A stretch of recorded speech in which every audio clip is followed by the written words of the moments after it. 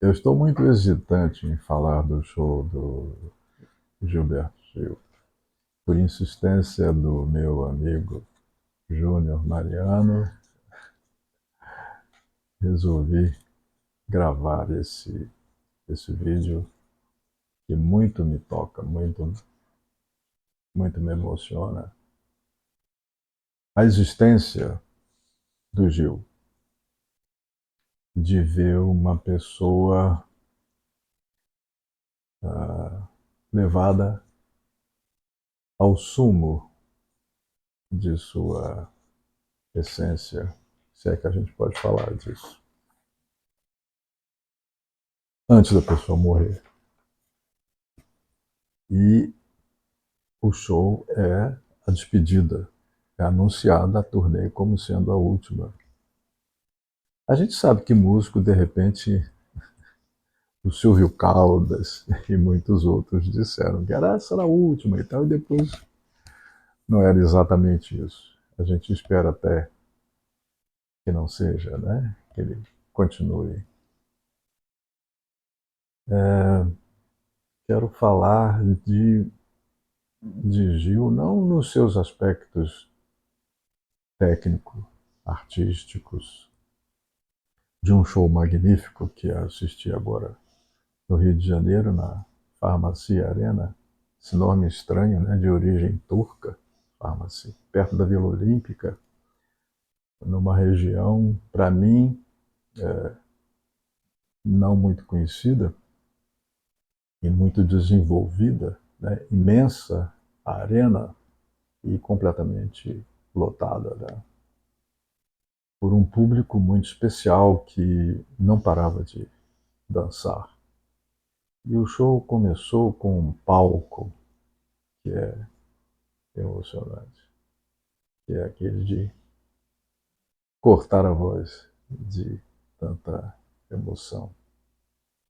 E o Gil está ótimo, com uma energia incrível, uma velhice, a boa velhice, depois dos 80, né?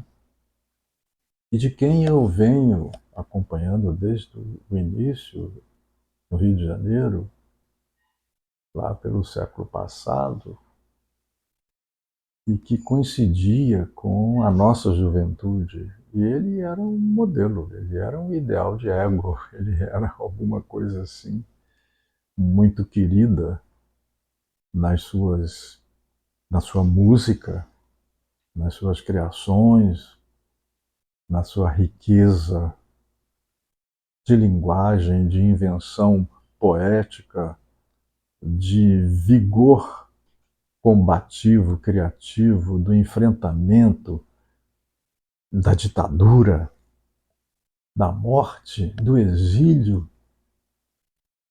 tanta coisa bonita, né? Alguém que se manteve lutando contra as várias faces da pulsão de morte, tão afirmativo na sua vida afetiva, musical, literária, política, o cara que chega a ministro, elogiado por Lula, indicado por Lula, só nos tempos do Lula, né? E a gente achava que esses tempos, na época em que se lutava contra a ditadura, nunca iriam chegar. E toda a conexão com a África, com nosso ritmo, os nossos ancestrais, tudo isso mexe.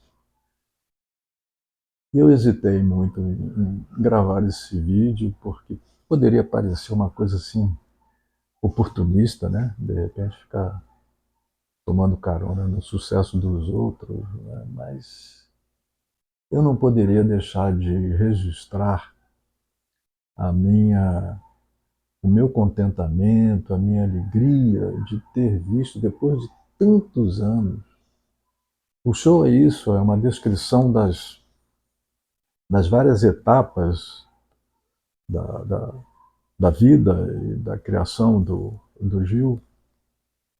e sempre foi uma inspiração, mesmo assim na época hippie, na época da Tropicália, enfim, da contestação dos, dos modos de viver, inclusive, né, essa música Tempo Rei tem a ver com isso, transformai as velhas formas do viver, que ele compôs em resposta a uma outra composição já de Caetano Veloso, que fala de tempo, tempo, tempo, tempo, né? És um senhor tão bonito quanto a cara do meu filho e tal. Isso teria essa, Tempo Rei seria uma resposta à composição do Caetano. E para nós, seres humanos, o tempo é algo decisivo, né? Estamos aí em torno desse mistério, desse enigma,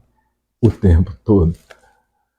E, particularmente, os psicanalistas estão sempre às voltas com o que seria o tempo. Essa indagação começa com a reflexão freudiana a respeito da duração de uma análise, tempo, análise finita ou análise infinita.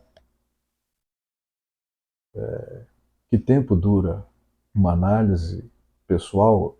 Que tempo durará a psicanálise? Será que ela será vencida pelo triunfo da religião, como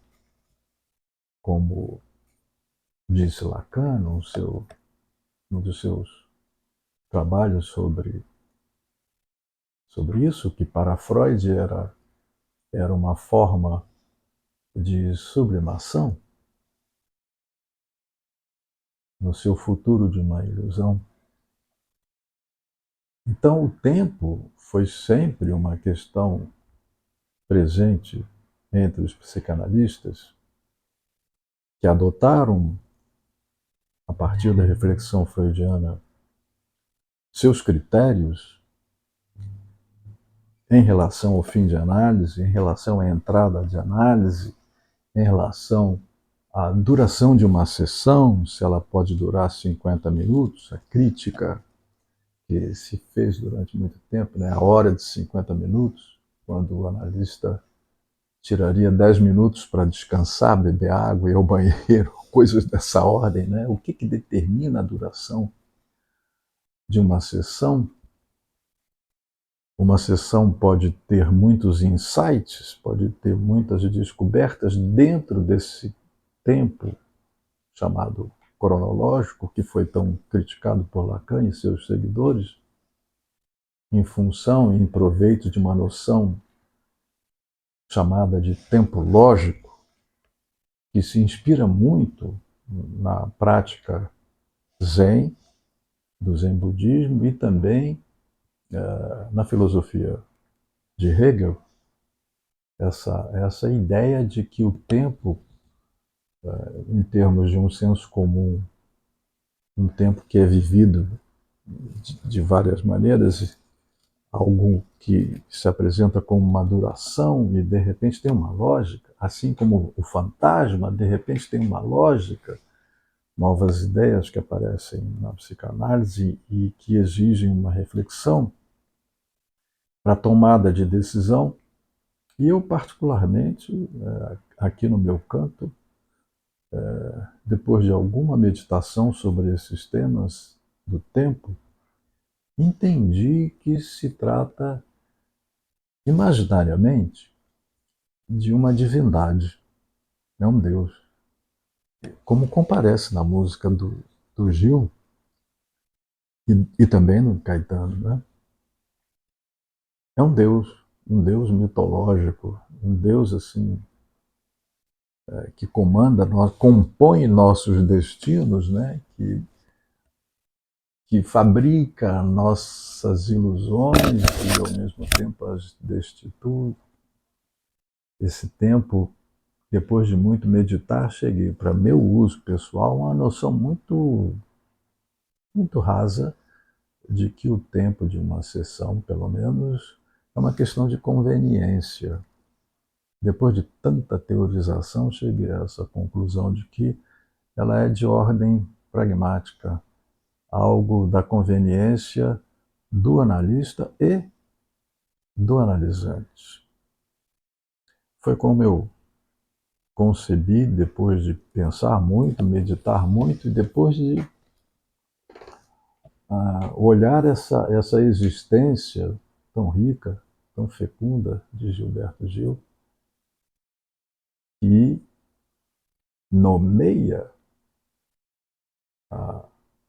o que há de principal no seu show como sendo da ordem do tempo.